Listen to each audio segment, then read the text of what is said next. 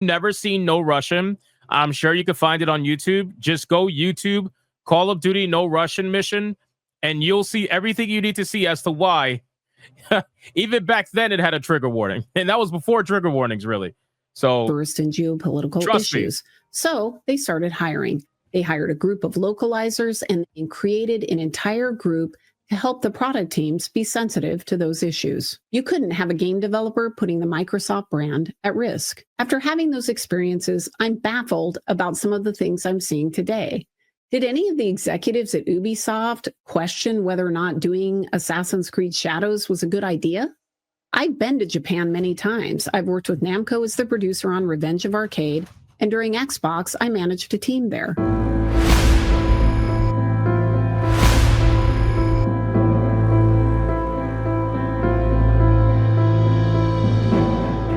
I love the people and the culture, and based on that experience, I would never have agreed to do this game, because even if you handled it as delicately as possible, it's easy to make a mistake. And I think they have. The game isn't even out, and it's already mired in controversy, and this isn't what you want for your game. Maybe it'll blow up. People in the chat are still tagging over the fact that she has Smash JT's background. Yes, ladies and gentlemen, we exposed Smash JT on the other stream. We exposed Smash JT yesterday when we found out that Smash JT did in fact not build an $18,000 sex shack, but he is actually renting out Friar's shack herself. So if you weren't there for that, we exposed first here on this channel. So make sure you guys, you reference that. Over, and they'll be able to navigate this. But if not, that was a very expensive experiment. I had a similar situation when I was in the final months of. Hey, shout out to Sonic. Sonic is fucking destroying Mufasa right now.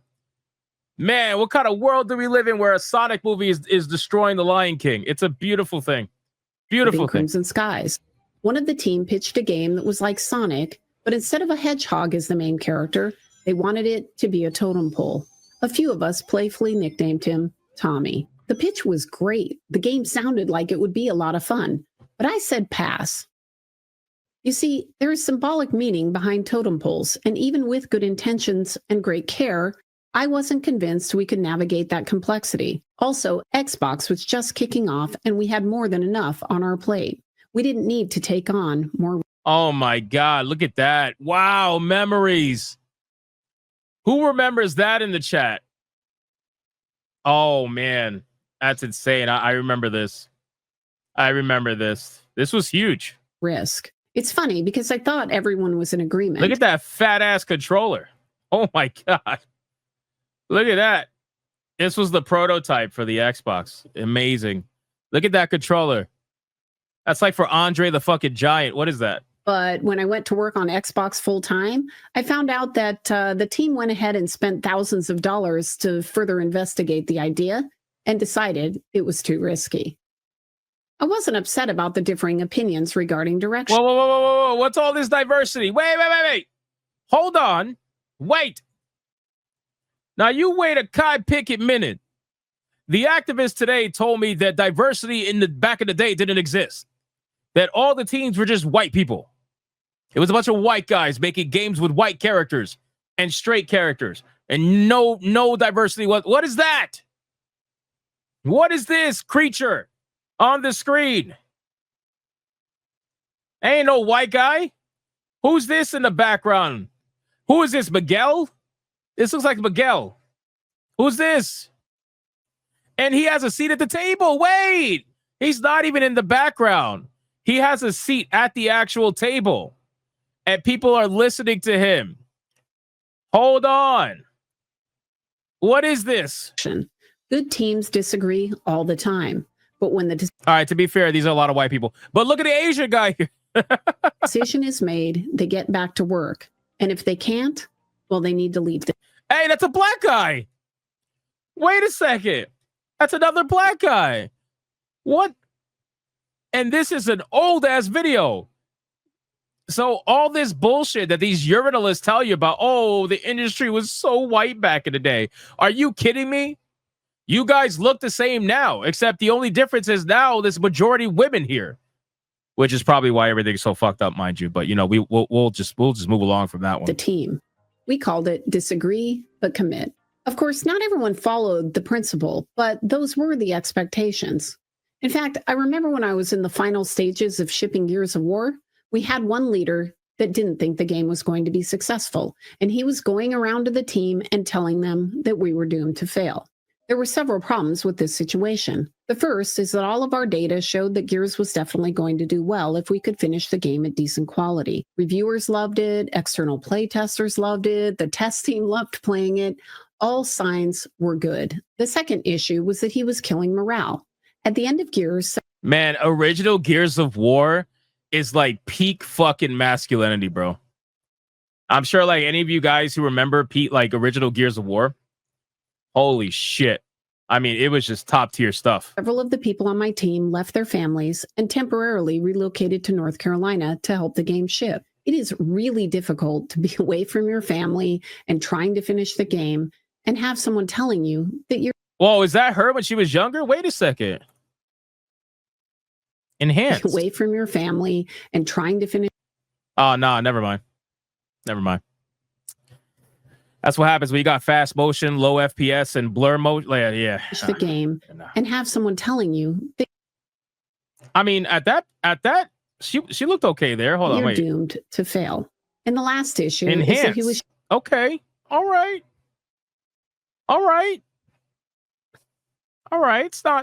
It's not bad. Like I could see me doing it if I was Smash JT and I needed a sex shack. You know what I'm saying?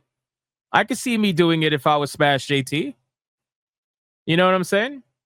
She's like a Brooklyn 3. You know what I mean? Or for like Smash, you know what I mean? So she's like a California, 0.5 or 1. No, I'm just kidding. Smash is in the chat. Shout out to Smash JT. Listen, if I need a sex shack, I know who to go after. Yep, Felsteph has it right. Look at Felsteph's comment. Felsteph says she's an IGN 7 out of 10. Bro, that's the comment right there, Felsteph. That's the comment. IGN 7 out of 10. No, she's not bad. In all seriousness, she's not bad. She's average. She's average. She's like nerdy average. You know what I mean? She's nerdy average, which is fine. Whatever. She doesn't give a fuck. She's wow. Moore says an Irish 5. Oh my god, I didn't say that. He said it. He said it, not me. He said it, not me. When you are leaders on a team, you go to a room, you hash out your disagreements, and then... Now, hold on. You wait a cotton picking minute. Wait. There's another lie here. Wait. So not only did they say there was no black people, like, but damn, black person here as well. They said there was no diversity and that women weren't in leadership roles really back in the day. I see here a woman at the head of the table talking to all these men, one of which happens to be diverse. Bro, the amount of gaslighting these modern day urinalists tell is exceptional. It is absolutely exceptional. It really is. When you are leaders on a team, you go to a room, you hash out your disagreements, and then you try... Look at that Asian guy. You got a white guy, black guy, Asian guy, woman. What the fuck? To leave those disagreements in the... Is that another whammon? Is that another whammon here? I thought they said that the studios were all just white dudes making games with white characters meant for white. Like, there's another whammon here. The room. You try to bring a united... You know what I haven't seen yet? I haven't seen a black female, so maybe that's why. Because let's be real. The white liberal women, they don't really give a fuck about the black guys, at least not in any real way outside of the bedroom. But they love chilling for black females. Like, yes, queen, slay queen. It's because they don't want to get beat up. That's why. They don't want to get beat up. And they also want to maintain good relationships with their plug. You know what I'm saying? When they need some weed, hey, call up Shaniqua. She's gonna supply you real quick. Front out to the team. One day I get a call from Epic because someone on my team is actually there and crying in the hallway. And this is why, because this person is being so divisive. It turns out that he'd had a disagreement with someone on the team at Epic, and he was upset with them. He couldn't let it go. And he wanted me to remove that person from the team. Oh, wow. Of course, there are situations where it would have made sense to have that conversation, but wounded feelings this close to ship wasn't one of those. I also explained a hard truth that management would likely replace everybody on our team before they would replace Epic. You see, they were the creators, they were the talent. We were important, but we were there to support them. And that made us more expendable. I was trying to be honest with him and help him see the situation, but it didn't work. He continued with his negativity, but he just hid it better. He also added me to his list of complaints. It's kind of funny how I found out that he was still mad. Oh, that's actually very interesting. So wait. That kind of ideology, that kind of a mindset actually sticks to today, where if somebody speaks out, and Smash JT knows this, he's in the chat right now. If somebody speaks out in the studio and they speak out against certain things that are happening, what happens? They get put on the list, right? And then before you know it, they're let go. It's the same thing. It's been happening forever. So not surprised to hear a story from her that this is exactly what happened back in the day. It's all just one big circle jerk. And if you don't agree wholeheartedly with everything, eventually you get blacklisted. That's exactly what's happening here. I have this weird habit that drives people crazy. I tend to fidget when I'm thinking. If I have a pen in my hand, I'll click it. If I have the mouse in my hand, I'll click on the screen. I'll highlight text. I'll unhighlight it. Well, one day I was reading an email from him, clicking away, highlighting random text, and I saw that there was a paragraph of invisible text at the bottom. It was invisible because it was white text on a white background. Of course, it was mean and it hurt my feelings. Oh, wait. What? No way. Talk about fucking petty, bro. Talk about petty. This man typed in Laura sucks in white text so that, wow, bro. That is so damn petty. You gotta be like, wow. Oh my. Because it was white text on a white background. Of course, it was mean and it hurt my feelings, but I didn't get mad at him. I empathized with him. I know sometimes it's really hard to control your emotions. So instead of grabbing that ball of anger and sending it right back at him, I decided to let it go. Wait, so is she making this whole video just to cook this guy? Is that what spawned this entire thing? Like, how long ago did this happen? That you want to make a video now in 2024 about it? I don't know. I still find it interesting, but still. That said, I didn't drop the issue, which was his destruction of team morale. I just let my personal hurt go and instead focus my energy. That's such a woman thing. Even though like what he did was stupid and what he did was petty, there's no doubt about it, right? But I mean, damn, bro, to cook this guy so many years later, I mean, I don't know. That seems petty too. I don't know. It's a rounded way of petty all around. On supporting the team and the game, I decided to show him through my actions a better way to lead. I feel fortunate that social media wasn't a thing then. I would have been devastated if he had taken his feelings publicly, which is what appears to have happened recently at Obsidian. If you haven't heard, the art director of the game Avowed, which is set to ship early next year, decided to post some comments publicly about his game. Apparently, there are pronouns in the game, and Elon Musk reacted on X, saying that having pronouns in a fantasy... Wait, so who was the guy that left? Who was the guy that left? That was there's no way that was Matt Hansen. There's no way that was Matt Hansen. Was she talking about Matt Hansen the whole time? Nah, there's no way, bro. Video game is utterly unacceptable. To which the art director responded, I wanted so badly to make him mad with my game, and I cannot believe it actually happened. Just wait until you see the default, you said little shit. I personally find this situation baffling. Does he know Elon personally? Why does he want to make Elon mad with his game? Why would you say this to someone who is easily one of the most controversial people on the planet? And therefore has millions of people reading his posts. This interaction may be the one impression that people will ever have of the game Avowed. To be clear, I'm fine if Elon ends up not buying it. That's his choice. What I'm not fine with is a leader putting his team and game at risk. And this is where social media comes in.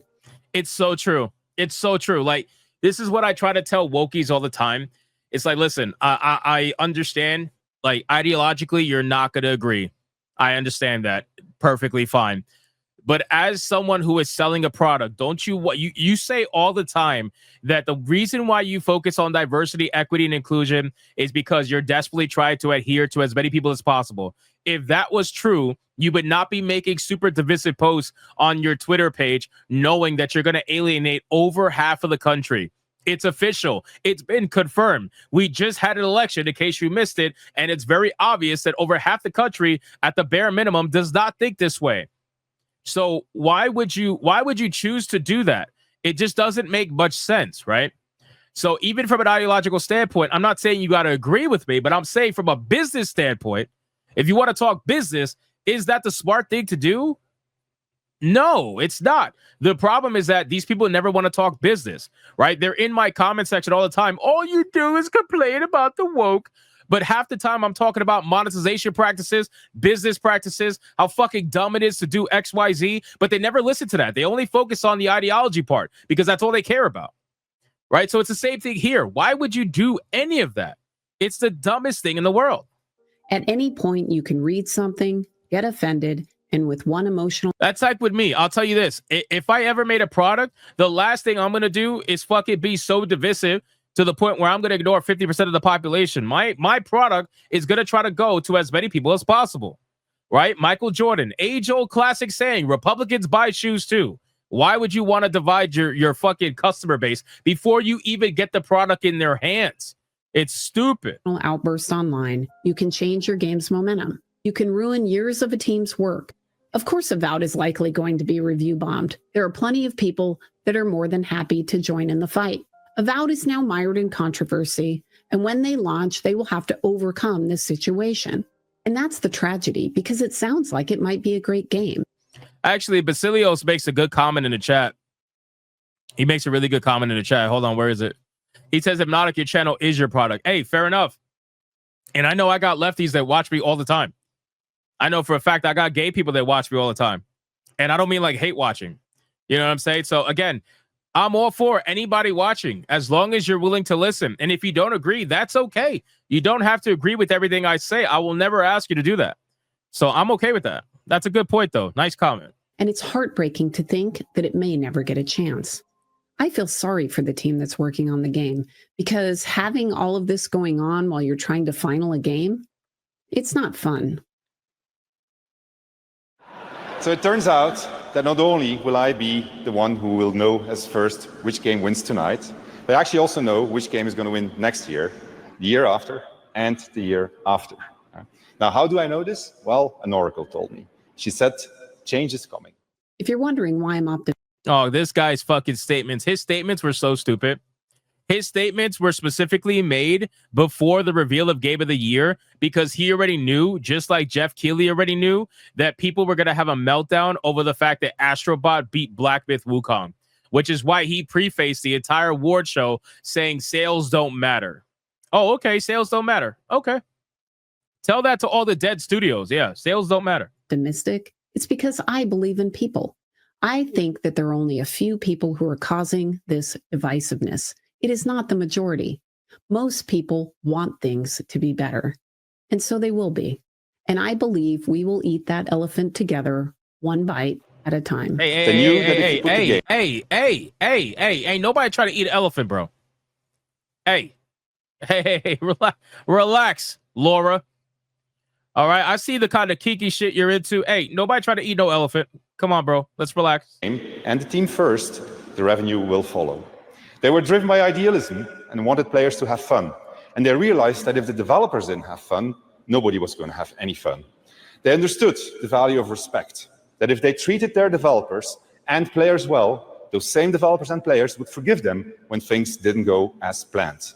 But above all, they cared about their game because they loved games. And the game of the year is... I like how she skipped the part of him saying sales don't matter. Why'd you skip that part, Laura? Come on. Come on. You got to give the full speech so people could understand exactly what he said. Because that little part right there made him look like he was just being a nice little boy. But you skip the other part, you know? Astrobot!